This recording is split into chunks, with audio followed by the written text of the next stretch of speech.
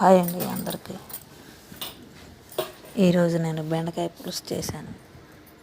రుచి కూడా చాలా బాగా వచ్చింది. అదేంటోనండి, బెండకాయతో ఏం చేసుకున్నా చాలా బాగుంటుంది. బెండకాయలలో మెత్తలు వేసి వండుకున్నా బాగానే ఉంటుంది. బెండకాయలలో ఎండు చేపలు వేసి వండుకున్నా బాగానే ఉంటుంది.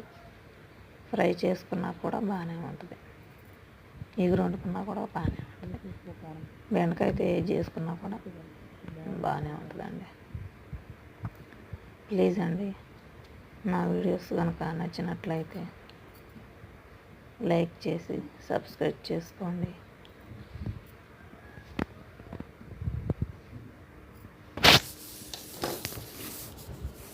Bye friends.